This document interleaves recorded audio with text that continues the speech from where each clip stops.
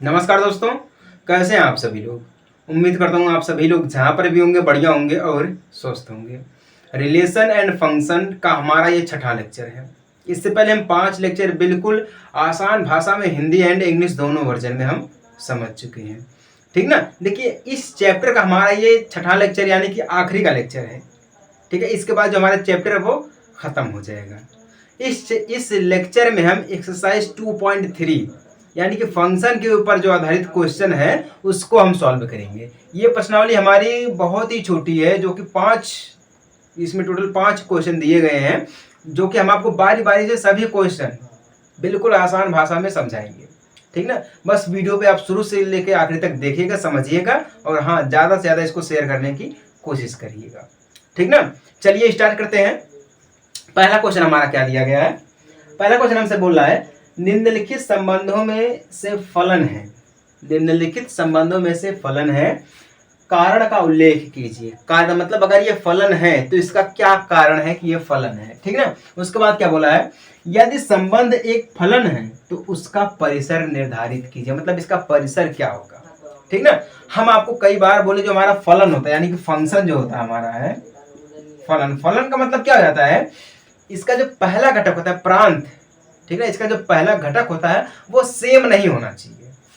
क्या होना नहीं चाहिए, सेम यानी कि बराबर नहीं होना चाहिए। जैसे कि अभी आप क्वेश्चन में देखेंगे समझ में आएगा। ठीक ना।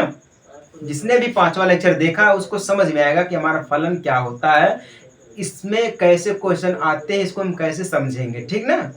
जिसने भी 5वां लेक्चर देखा उसको समझ में आएगा। तो उम्मीद करता हूँ आप सभी लोग 5वां लेक्चर देख चुके होंगे, समझ चुके होंगे। ठीक ना। अब चलिए इसमें देखिए पहला क्या बोल रहा है, 2 1 5 1 8 1। ठीक ना। 11 1 40 एंड 70। ठीक ना। बाकी इस अनुसार हमारा दिया गया है 2 1 5 1 8 1 11 1 14 1 और 17 1 दिया गया है। अब हम आपको बोले हैं कि ध्यान दीजिएगा, फंक्शन का मतलब क्या जाता है, जब इसका पहला घटक बराबर नहीं होता। अब आप यहाँ पर देखिएगा, इसका पहला घटक क्या दिया गया, 2 दिया गया है। ठीक ना। क्या दिया गया है, 2 दिया गया है। ठीक ना। पहला घटक यानी कि x, दूसरा y। ठीक ना। इसमें देखिए 5 दिया गया है, 2 है, 5 है, 8 है, 11 है, 14 है, 17। कितना है, 2 है, 5 है, 8 है, 11 है, 14 है और 17। अब देखिए क्या ये संख्या बराबर है, मतलब क्या हम इस संख्या को रिपीट किए हैं। ठीक है, रिपीट हुआ है यह संख्या, कभी नहीं हुआ है। जब ये रिपीट नहीं हुआ है तो यह हमारा क्या रहेगा, बिल्कुल सिंपल सा है। जब पहला घटक हमारा बराबर रहेगा तो वह हमारा फलन नहीं रहेगा। जब भी हमारा पहला घटक बराबर नहीं रहेगा वह हमारा फलन रहेगा। ठीक है, इसमें थोड़ा उल्टा होता है, जो है वो नहीं है और जो नहीं है वो है। समझ में आई बात ना। तो यहाँ पे देखिए जितने भी पहले घटक दिए गए हैं सारे के सारे अलग अलग नंबर से हैं। ठीक ना, सेम नहीं है, तो ये हमारा क्या हो गया, यह फलन है। सीधी सी बात है, क्या है, फलन है। अब यहाँ पे क्या पूछ रहे हैं, इसका परिसर पूछ रहा है। परिसर मतलब क्या होता है, दूसरा घटक। ठीक है, अब दूसरा घटक देखिए सेम है, एक इसमें एक एक एक एक एक। ठीक है, दूसरा घटक जो हमारा वो बिल्कुल सेम है यानी कि परिसर सेम है। तो हम यहाँ पे क्या लिखेंगे, इसका परिसर क्या हो जाएगा, परिसर, परिसर कितना हो जाएगा, सिर्फ 1 हो जाएगा। हमेशा एक नहीं लिखेंगे, जितनी बार दिया गया सिर्फ एक ही बार, क्योंकि ये सब सेम है। अगर एक भी अंतर रहता तो हम सभी को लिखते हैं, लेकिन ये सब सेम दिया गया है तो सिर्फ एक ही बार लिखेंगे। ठीक ना। तो ये क्या हमारा है, ये हमारा फलन है और इसका परिसर क्या है, 1 दिया गया। ठीक ना। यहाँ पे ये बोला कि कारण का उल्लेख कीजिए, मतलब ये अगर फलन है तो कैसे है, तो इसका कारण यही है, अगर प्रथम घटक बराबर रहेगा, ठीक ना, 1 2 नंबर भी मिल जाएगा मतलब सेम रहेगा, तो वह जो हमारा रहेगा फलन नहीं रहेगा। अगर सारे के सारे नंबर्स जो हैं, प्रथम घटक के सारे नंबर्स जो हैं वो अलग अलग हैं, तो वह हमारा फलन रहेगा। क्लियर होगा कि नहीं होगा। बाकी 2 क्वेश्चन आप तो बिल्कुल यूं ही सॉल्व कर ले जाएंगे। बस देखिए इसमें देखिए क्या दिया गया, 2 दिया गया, 1 4 2 6 3 8 4 10 5 12 6 14 7। ठीक है, यहाँ पर भी जो हमारा पहला घटक है वह सेम नहीं, इसमें 2 दिया गया है, 4 है, 6 है, 8 है, 10 है, 12 है, 14, मतलब ये हमारा क्या है, फलन है। तो ये भी हमारा, इसको हम लिखेंगे फलन है। ठीक ना। अब इसका परिसर क्या है वही देखते हैं, 1 2 3 4 5 6 7 दिया गया है, तो इसका परिसर क्या हो जाएगा, परिसर किसका, दूसरे वाले का परिसर क्या हो जाएगा, 1 2 3 4 5 6 7 इसका परिसर हो जाएगा। ठीक ना, क्लियर हो गया कि नहीं हो गया? क्लियर हो गया डाउट? क्लियर ना? देखो दूसरा, अब तीसरा वाला क्या बोला हमसे है, 1 2 सॉरी 1 3 1 5 2 5। अब यहाँ पे भैया ध्यान दीजिएगा, अब यहाँ पे समझिएगा कि इसका मतलब क्या हो रहा है। देखिए हम आपको बोले हैं कि फलन हमारा क्या होता है, जिसका पहला घटक बराबर हो, यानी कि सेम हो, एक ही नंबर हो, या वो दो आपस में मिल रहे हो, या 3 नंबर आपस में सेम हो, या 4 नंबर आपस में सेम हो, या एक ही नंबर आपस में सेम हो, उससे फर्क नहीं पड़ता, बस सेम होने चाहिए। अगर सेम है तो वह हमारा फलन नहीं है। अब यहाँ पे देखिए पहला घटक 1 है, इसमें भी पहला घटक 1 है, इसमें पहला घटक 2 है, तो यहाँ पे देखिए दो जो सेम है, दो घटक इसमें जो है वो सेम मिल रहे हैं, पहला दोनों में सेम मिला, तो ये हमारा फलन नहीं। जब भी सेम मिलेगा तो फलन नहीं रहेगा, और जब सेम नहीं मिलेगा तो हमारा फलन रहेगा। तो ये हमारा क्या है, ये फलन नहीं है। तो हम इसको क्या लिखेंगे ऐसे, फलन, फलन नहीं है। ठीक है, अब इसका परिसर क्या जाएगा, 3 5 5, क्या आ जाएगा 3 5 5। ठीक ना, तीसरे वाले का परिसर है 3 5 5, ठीक ना, और दूसरे वाले का परिसर है 1 2 3 4 5 6 7, और पहले वाले का परिसर है जो हमारा है वो 1 है। क्या है, 1 है। तो पहला वाला हमारा फलन है, दूसरा वाला भी हमारा फलन है, और तीसरा वाला जो हमारा है वो फलन नहीं है, नॉट फंक्शन। ठीक ना, कारण वही है। समझ में आई बात ना? चलिए, उम्मीद करता हूँ अगर आप सभी लोगों को समझ में आ गया होगा, ज़्यादा से ज़्यादा इसको शेयर भी कर दिए होंगे। ठीक ना, चलिए अब अपना अगला क्वेश्चन देखते हैं। क्वेश्चन 2 और क्वेश्चन 3 तीनों को साथ में हमने लिख लिया है। ठीक ना, बहुत ही छोटा क्वेश्चन दिया गया है, लेकिन अब आप ये बोलोगे कि सर आपके लिए, भैया आपके लिए तो छोटा ही रहेगा, नॉर्मल रहेगा, लेकिन हमारे लिए तो बहुत बड़ा क्वेश्चन रहेगा। देखिए आप सभी के लिए नॉर्मल है, बस आप लोग ध्यान से देखिएगा, समझिएगा, तब समझ में आएगा। ठीक ना, तीसरे वाले को छोड़ते हैं, दूसरा वाला हमसे क्या बोल रहा है उसको ध्यान देते। बोल रहा है एक फलन है f x equal to x minus 5 द्वारा परिभाषित है। ठीक ना, तो निम्नलिखित के मान लिखिए।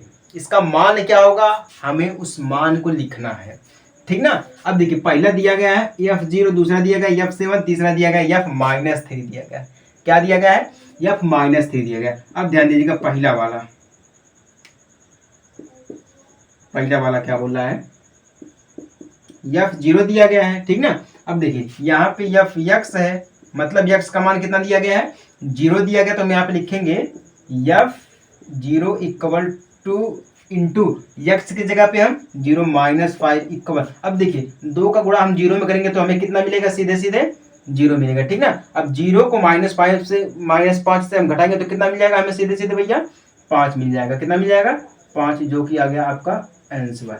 ठीक ना, दूसरा वाला क्या बोल रहा है, F7 है, तो F(x) की जगह पे हम क्या लिखेंगे, 7 लिखेंगे, इक्वल टू मल्टीप्लाई करेंगे हम 7 माइनस 5, 7 दूनी 14 हो जाएगा हमारा, -5 कितना हो जाएगा, 9 हो जाएगा। ये रहा आपका आंसर।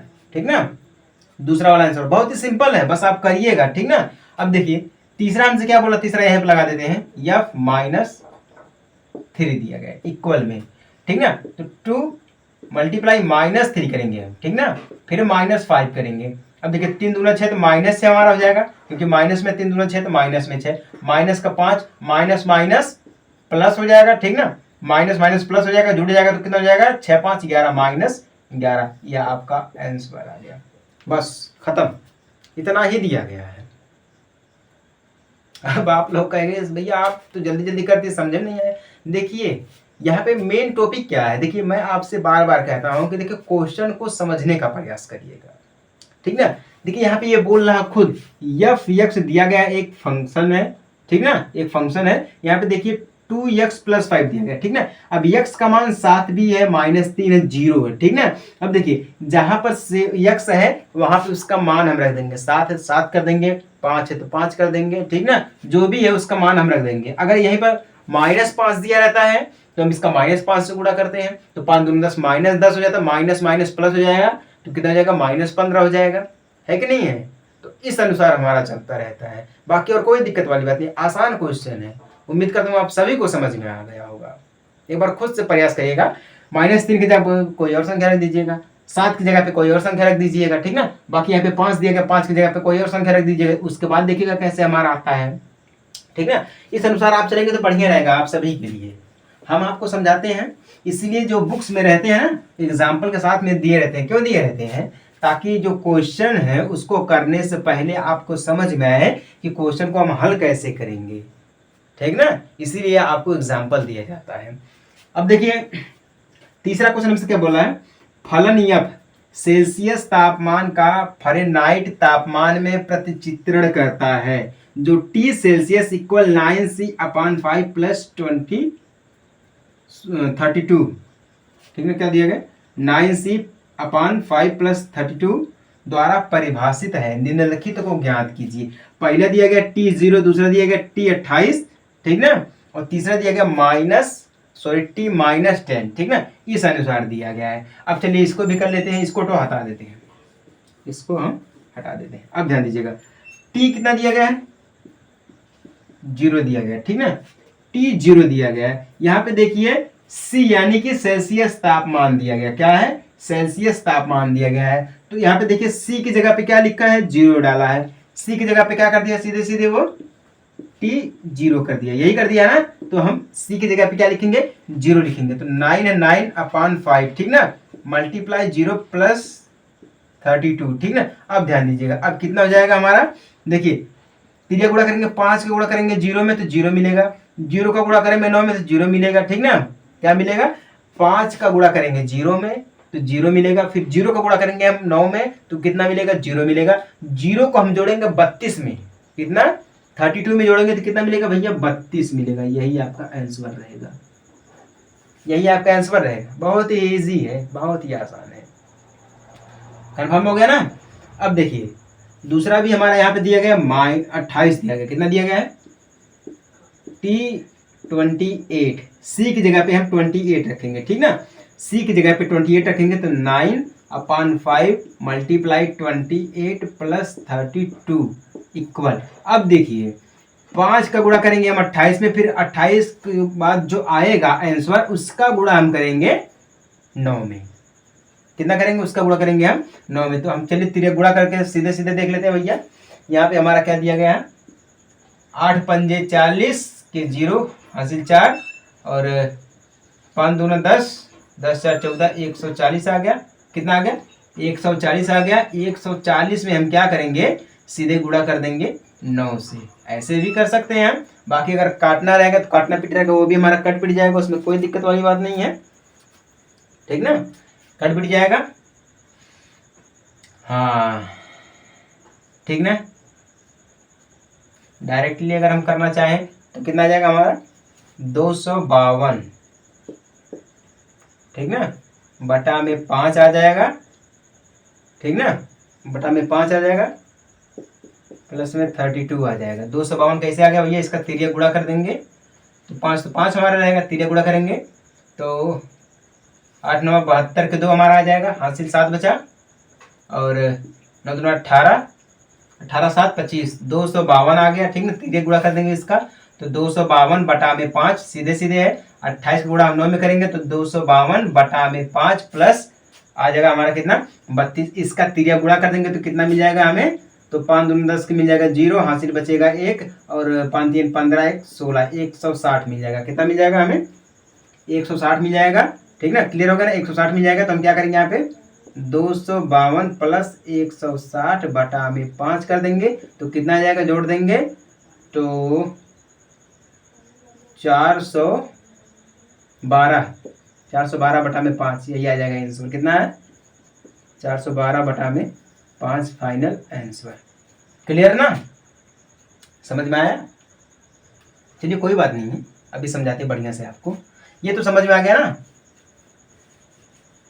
देखिए अब तीसरा क्या बोल रहा है? टी की जगह पे सी की जगह पे -10 रखा है, ठीक ना। तो यहाँ पे क्या करेंगे? T-10 equal 9/5 multiply -10 plus 32 equal.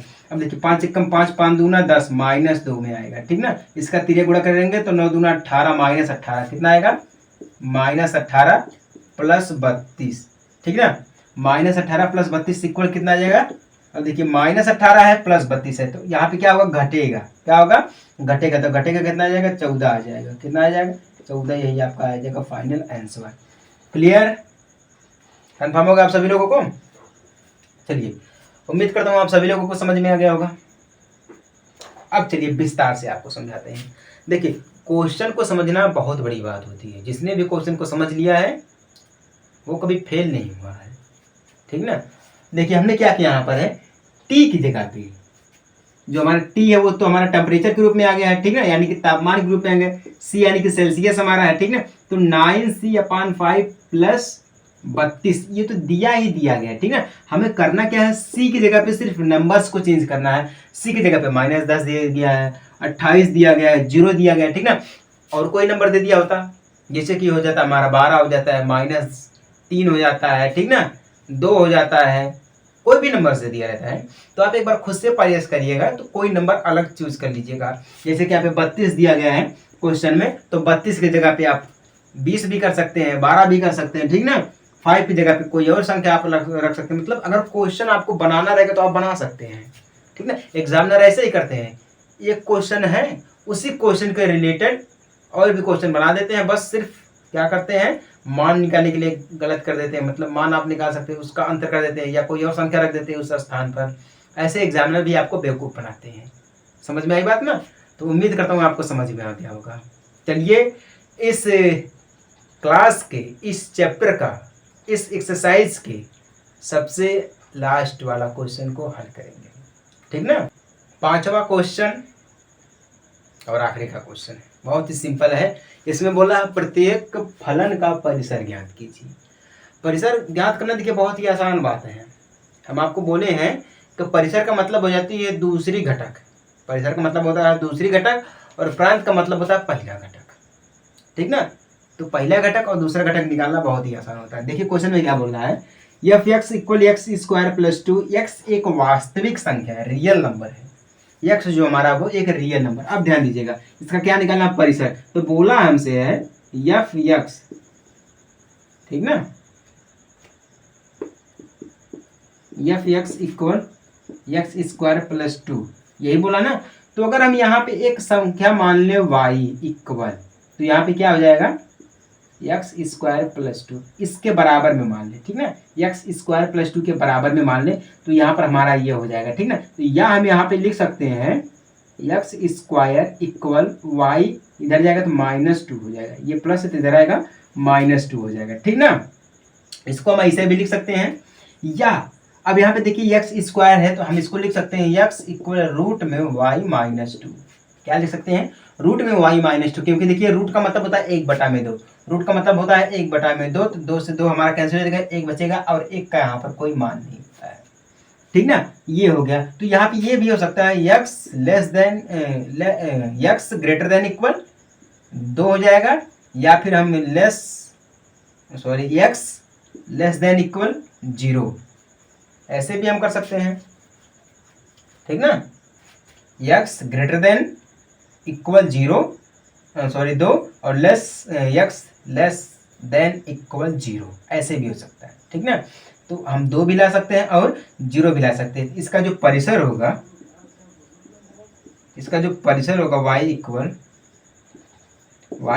y belong r, इसका संबंध r से होगा। किससे होगा, r से होगा। तो और यानी कि एंड हम लिख सकते हैं y बिलोंग r, या हम ऐसे भी लिख सकते हैं, चाहे हम इसको लिखें चाहे हम इसको लिखें। चलिए x > 2, ये हमारा हो जाएगा इसका परिसर, ठीक ना। बाकी इसमें 2 क्वेश्चन और दिए गए हैं। इस वाले क्वेश्चन में 5 क्वेश्चन दिया था, ठीक ना, 4-5 क्वेश्चन दिया था। इसमें 2 क्वेश्चन और रह गए हैं, उसको आप लोग एक बार ट्राई करिएगा, ठीक ना। अगर आपसे ना हो पाएगा तो आप कमेंट करना कि सर जी हमसे नहीं हो पाया है, आप ही बताइए। वैसे उम्मीद तो नहीं है कि आपसे हो पाएगा, एक बार प्रयास करिएगा। अगर हो जाएगा तो अच्छी बात है, अगर नहीं होगा तो कोई बात नहीं है। वैसे भी उम्मीद करता हूँ आप सभी लोगों को ये वाला क्वेश्चन जो है समझ में आ गया होगा।